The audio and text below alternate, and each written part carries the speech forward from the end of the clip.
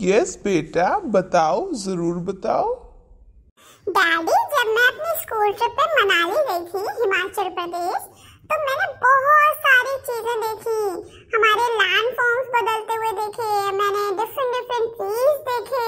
जब मैं दिल्ली में थी, अपने यहाँ दिल्ली में तो बहुत नॉर्मल ट्रीज रहते हैं। जब मैं पहाड़ों की तरफ गई तो वहाँ पे बहुत अलग ही तरह का ट्रीज था। पता है, जैसे जैसे हमारी बस ऊंचाई में चढ़ रही थी, पहाड़ों की तरफ मूव कर रही थी, तो फुट हिल से ऊपर बढ़ रही थी, बहुत घने घने जंगल दिख रहे थे। और जो ट्रीज थे ना, सागौन के पेड़, वो तो बिल्कुल ही गायब ही होते जा रहे थे। और लंबे लंबे ट्रीज दिखे, और नुकीली पत्तियों वाले पेड़, थिन पॉइंटेड लीव्स, कोन शेप्ड कैनोपीज भी दिखी माउंटेन्स में।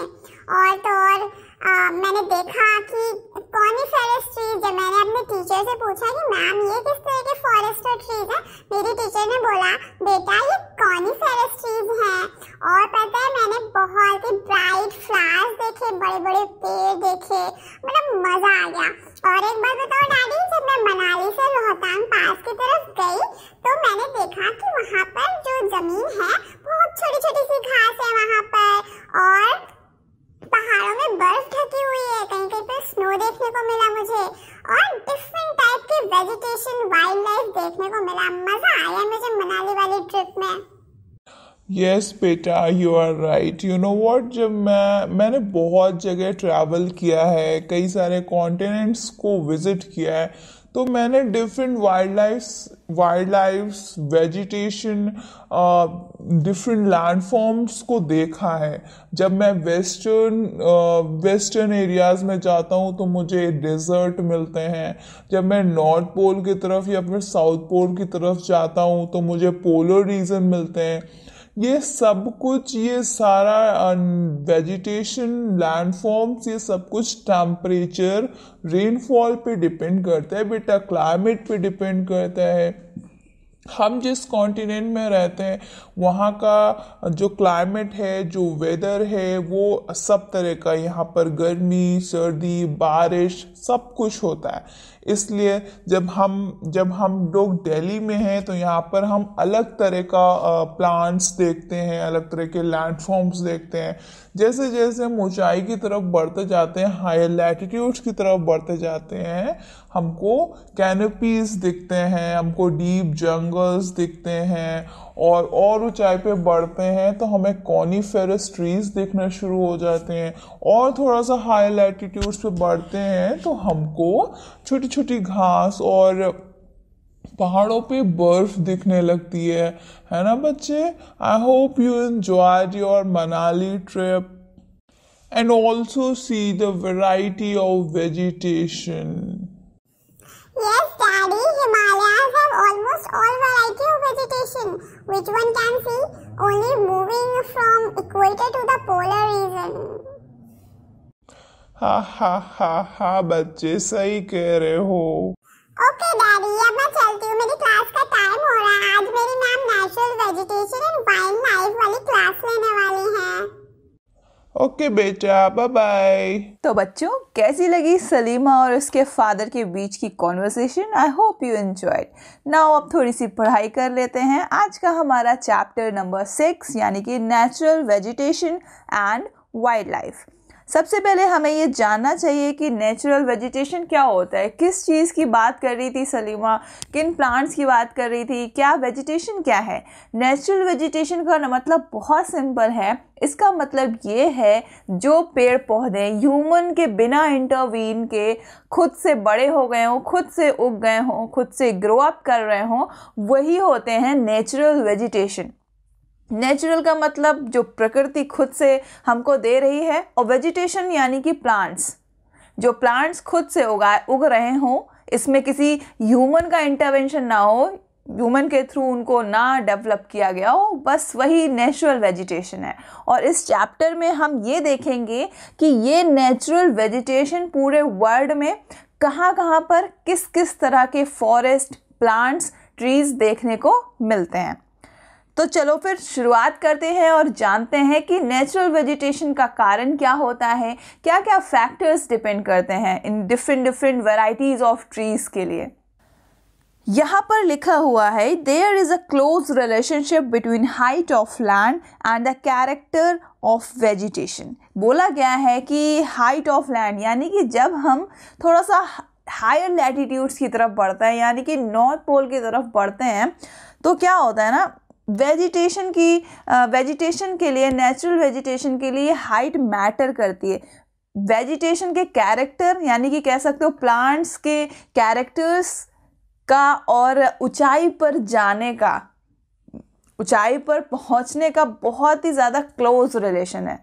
कह सकते हो ना कि हाइट और वेजिटेशन के कैरेक्टर का क्लोज रिलेशन कुछ तो है। सलीमा ने वो अपने पापा से कहा था ना कि जब हम ऊंचाई पर गए थे तो हमें डिफरेंट टाइप्स ऑफ ट्रीज देखने को मिले थे, लैंड फॉर्म्स चेंज हो रहे थे। तो यहाँ पर वही चीज़ लिखी है कि हम ऊंचाई पे जाते हैं तो हमारे नेचुरल वेजिटेशन भी चेंज हो रहे होते हैं। तो कहीं ना कहीं वेजिटेशन और हाइट का रिलेशन है, कहीं ना कहीं आपस में वो एक दूसरे से कॉन्ट्राडिक्ट करते हैं। अब देखो लिखा है with the change in height, जब हाइट बढ़ती है क्लाइमेट चेंज होता है एंड चेंजेस नेचुरल वेजिटेशन। जैसे जैसे हम ऊंचाई पे बढ़ते जाते हैं, पहाड़ों की तरफ बढ़ते जाते हैं, हमें क्लाइमेट चेंज देखने को मिलता है। कैसा क्लाइमेट, हमें थोड़ा सा ठंडा फील होता है जैसे जैसे हम ऊंचाई की तरफ बढ़ते जाते हैं। और इसका रीज़न क्या होता है? इसका रीज़न सिंपल ये होता है कि सूरज की रोशनी ऊपर नॉर्थ पोल और नीचे साउथ पोल में बहुत रेयर जाती है, बहुत कम जा पाती है। सारी रोशनी इक्वेटर के आसपास के इलाकों में रहती है। इस वजह से ऊपर नॉर्थ पोल में और नीचे साउथ पोल में थोड़ा सा कूल एरिया है। इस वजह से नॉर्थ पोल और साउथ पोल बहुत ठंडे इलाके होते हैं जिनको हम पोलर रीजन्स भी कहते हैं। समझ में आए? अब यहाँ पर पहला पॉइंट लिखा है the growth of vegetation depend on temperature and moisture. Vegetation की ग्रोथ टेम्परेचर और मॉइस्चर दोनों पे डिपेंड करती है। कैसे डिपेंड करती है हम आगे चल के देखेंगे। Second point, it also depend on the factor like slope and thickness of soil. बहुत से पेड़ ऐसे होते हैं जिनको बढ़ने के लिए, ग्रो करने के लिए सॉइल ज़्यादा चाहिए होती है। कुछ ऐसे होते हैं जिनको थोड़ी मिट्टी में ही वो बड़े हो जाते हैं। तो सॉइल की थिकनेस पे भी डिपेंड करता है vegetation. The type and thickness of natural vegetation varies from place to place because of the variation in these factors. और ये जो सॉइल की थिकनेस है ना, वो हर जगह चेंज होती रहती है। लैंड मासेस, लैंड फॉर्म्स हो रहे हैं ना, चेंजेस हो रहे हैं, इस वजह से इस पे भी नेचुरल वेजिटेशन डिपेंड करता है। Fourth point is the changes in the type of natural vegetation occur mainly because of the changes in climatic condition। वही सेम चीज़ लिखी हुई है कि नेचुरल वेजिटेशन में जो बदलाव आते हैं, जब हम एक जगह से दूसरी जगह जाते हैं, एक कॉन्टिनेंट से दूसरे कॉन्टिनेंट जाते हैं, या फिर हम एक स्टेट से दूसरे स्टेट जाते हैं, तो भी हमें बहुत सारे चेंजेस देखने को मिलते हैं। और ये क्यों देखने को मिलते हैं? सिंपल दो फंडे हैं, टेम्परेचर बोल लो या क्लाइमेट बोल लो या मॉइस्चर बोल लो। ठीक, अब बात करते हैं कि हमें जो हमारा नेचुरल वेजिटेशन है उसको कितने पार्ट्स में कैटेगराइज किया गया है, जिसको हम सम अप करके इस चैप्टर में पढ़ने वाले हैं। नेचुरल वेजिटेशन को 3 पार्ट्स में कैटेगराइज किया गया है, 3 पार्ट्स में कैटेगराइज किया गया है। पहला है फॉरेस्ट, ग्रासलैंड और श्रब्स। फॉरेस्ट क्या होते हैं? Which grows where temperature and rainfall are plentiful. Forest ऐसी जगह पे ग्रो करते हैं जहाँ पर टेम्परेचर और रेनफॉल अच्छा खासा हो, जहाँ पे बारिश अच्छी होती हो, टेम्परेचर भी हो। ये नहीं बहुत कम टेम्परेचर तो फिर कूलर एरिया हो जाएगा ना, कोल्ड रीजन हो जाएगा। तो टेम्परेचर भी होना चाहिए, बारिश भी होनी चाहिए, ट्रीज को कवर करने के लिए, मतलब ट्रीज को ग्रो करने के लिए। Depending upon these factors dense and open forest are grown. और फॉरेस्ट और टेम्परेचर जब होता है तो उसके कारण डेंस फॉरेस्ट होते हैं, यानी कि घने जंगल। Second point is grassland and which grows in the region of moderate rain. Grassland वहाँ पर पाए जाते हैं जहाँ पर बारिश बहुत मॉडरेट होती है, बहुत नॉर्मल बारिश होती है। Okay, third point is shrubs, यानी कि thorny shrubs and shrubs grow in the dry region. Thorny shrubs यानी कि कह सकते हो झाड़ियाँ, ये वहाँ पर देखने को मिलती है जो ड्राई रीजन होते हैं, यानी कि जहाँ पे सूखा होता है, बारिश नहीं होती है। Alright, now come to the next point, forest. अभी हमने 3 पार्ट्स में डिवाइड किया गया था नेचुरल वेजिटेशन को, फॉरेस्ट, ग्रासलैंड एंड श्रब्स। अब हमको इनको अलग अलग पढ़ना है। सबसे पहले हम देखेंगे कि हमारे फॉरेस्ट को कितने पार्ट्स में डिवाइड करके रखा गया है। हमारे फॉरेस्ट को 6 पार्ट्स में डिवाइड करा गया है। कौन कौन से? Tropical evergreen forest, tropical deciduous forest, temperate evergreen forest, temperate deciduous forest, Mediterranean forest, Mediterranean vegetation, and last one is coniferous forest. These are the 6 type of forest which we will study in this chapter. आज हम बात कर लेते हैं थोड़ा सा tropical evergreen forest की। क्या होते हैं ट्रॉपिकल एवरग्रीन फॉरेस्ट? नाम से समझ में आ रहा होगा। देखो, ट्रॉपिकल का मतलब क्या है? ट्रॉपिकल का मतलब ये है, जो हमारी, ये सब जानते हैं, ये बीच में इक्वेटर लाइन होती है, फिर ऊपर ट्रॉपिक ऑफ कैंसर होता है और नीचे ट्रॉपिक ऑफ कैप्रिकॉर्न होता है। तो जो भी फॉरेस्ट इस एरिया में पाए जाते हैं उनको ट्रॉपिकल एवरग्रीन फॉरेस्ट बोलते हैं। ट्रॉपिकल क्यों बोलते हैं? क्योंकि tropic of cancer and tropic of capricorn, यानी कि ये ट्रॉपिकल रीजन है। तो इस रीजन, ये ट्रॉपिकल जोन है, इस वजह से इस एरिया में जो भी फॉरेस्ट होते हैं उनको ट्रॉपिकल एवरग्रीन फॉरेस्ट बोला जाता है। अब यहाँ पर ये चीज़ तो समझ में आ गई कि तुम्हें ट्रॉपिकल का मतलब क्या है, एवरग्रीन का मतलब जो हमेशा हरे भरे रहते हैं, है ना। एवरग्रीन फॉरेस्ट, फॉरेस्ट का मतलब तो जंगल है। यहाँ पर एक इमेज में तुमको दिख भी रहा होगा, ये हरा भरा जंगल है जिसको तुम ट्रॉपिकल एवरग्रीन फॉरेस्ट बोलते हो। अब यहाँ पर पॉइंट लिखा है कि ट्रॉपिकल एवरग्रीन फॉरेस्ट को ट्रॉपिकल रेन फॉरेस्ट भी बोलते हैं। क्यों बोलते हैं? इसलिए बोला जाता है क्योंकि ट्रॉपिकल एवरग्रीन फॉरेस्ट होते ही वहाँ पर हैं जहाँ पे बारिश बहुत ज़्यादा होती हो। रीज़न होता है ना, तब जब ज़्यादा बारिश होगी पेड़ पौधे सूख ही नहीं पाएंगे, तो वो हमेशा हरे भरे रहेंगे। अब यहाँ पर second point is the thick forest occur in the region near the equator and close to the tropics. अभी मैंने तुम्हें ग्लोब में बताया था कि ये फॉरेस्ट वहाँ पर पाए जाते हैं, मतलब जो ट्रॉपिकल जोन है, ट्रॉपिक ऑफ कैप्रिकॉर्न और ट्रॉपिक ऑफ कैंसर का जो ट्रॉपिकल जोन है वहाँ पर, वही चीज़ यहाँ पर भी लिख दी हुई है कि near the equator and close to the tropics, यानी कि इक्वेटर के आसपास और ट्रॉपिक्स के आसपास फॉरेस्ट पाए जाते हैं। कौन से? ट्रॉपिकल एवरग्रीन फॉरेस्ट, जहाँ पर इनमें, और ये भी लिखा है कि दीज रीजन्स आर हॉट, ये रीजन्स हॉट होते हैं। क्यों? क्योंकि इक्वेटर के आसपास तो बहुत गर्मी होती है ना, क्योंकि सूरज की दोस्ती बहुत रहती है इक्वेटर के साथ, सारी रोशनी, सारा हीट, सारा टेम्परेचर वो इक्वेटर को ही दे देता है। इस वजह से वहाँ टेम्परेचर बहुत हाई होता है। हाई का मतलब बहुत ही गर्म होता है, टेम्परेचर ज़्यादा होता है, इस वजह से वहाँ पे हैवी रेनफॉल होती है। और हैवी रेनफॉल क्यों होती है? मैंने एयर वाले चैप्टर में बहुत अच्छे से तुमको प्रेसिपिटेशन पढ़ाया है, वाटर वाले चैप्टर में भी पढ़ाया है, तो तुम्हें वो चीज़ अब रट जानी चाहिए। टेम्परेचर ज़्यादा होता है, वाटर वेपोरेट होता है, इवेपोरेट होता है, वेपर के फॉर्म में ऊपर जाता है, गर्म हवा के पास जाता है, फिर वो कंडेंस होता है, देन बारिश हो जाती है, प्रेसिपिटेशन देन रेनफॉल। ठीक, तो ये चीज़ तुम्हें अच्छे से क्लियर होगी, ये 2 पॉइंट्स क्लियर है। Third point is as there is no particular dry region, अब यहाँ पे कोई ड्राई रीजन नहीं है, तो trees do not shed their leaves all together, तो ट्रीज कभी भी अपनी लीव्स, उनकी लीव्स कभी भी सूखती नहीं है, हमेशा हरी भरी रहती हैं, और यही रीज़न है कि दे आर कॉल्ड एवरग्रीन, और दिस इज़ द रीज़न इनको हमेशा एवरग्रीन फॉरेस्ट कहा जाता है। और मुझे पूरी यकीन है कि तुमको समझ में आ गया होगा कि ट्रॉपिकल एवरग्रीन फॉरेस्ट क्या होते हैं। इस ग्लोब को देखोगे, इससे समझोगे तो तुम्हें ये याद रहेगा कि ट्रॉपिकल क्यों कहा गया है, टेम्परेट क्यों कहा गया है, और कहाँ पर एक्चुअली ये पाए जाते हैं, इस तरह के फॉरेस्ट कहाँ पर होते हैं।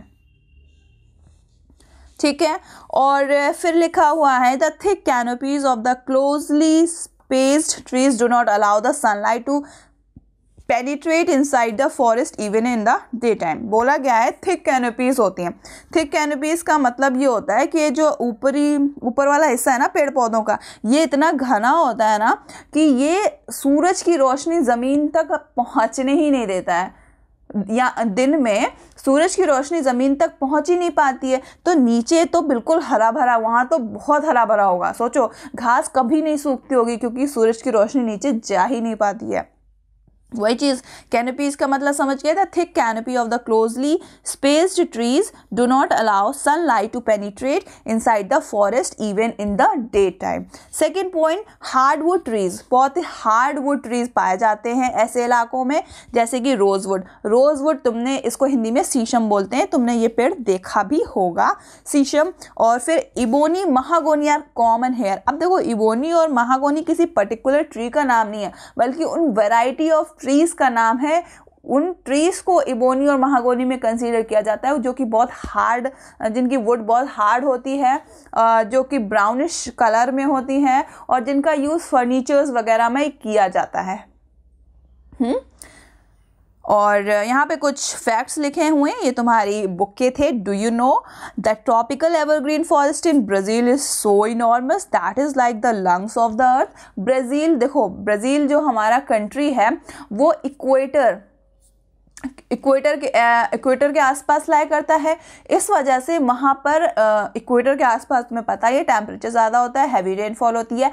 इस वजह से ब्राज़ील में हरे भरे जंगल हमेशा पाए जाते हैं, यानी कि ट्रॉपिकल एवरग्रीन फॉरेस्ट इन ब्राज़ील, जिनको कि लंग्स कहा जाता है अर्थ का। अमेज़न का जंगल है ना, अमेज़न का जंगल ब्राज़ील में, तो इस वजह से वो लंग्स बोला जाता है अर्थ की। उसके बाद दूसरा फैक्ट है, anaconda, one of the largest, world largest snake is found in the tropical rain forest. It can kill and eat a large animal such as a crocodile. तुमको भी खा सकता है वो चुटकी में। और ये कहाँ पाया जाता है? ये एवरग्रीन, ट्रॉपिकल एवरग्रीन फॉरेस्ट में पाए जाते हैं। उम्मीद है तुमको ट्रॉपिकल एवरग्रीन फॉरेस्ट क्लियर हो गया होगा। अब नेक्स्ट क्लास में हम समझेंगे कि ट्रॉपिकल डेसिडियस फॉरेस्ट क्या होते हैं।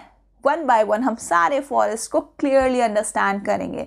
तब तक के लिए पढ़ाई करो, रिवाइज करो और बने रहो हमारे साथ। चैनल को लाइक करो, वीडियो को लाइक करो, सब्सक्राइब करो एंड बाय बाय।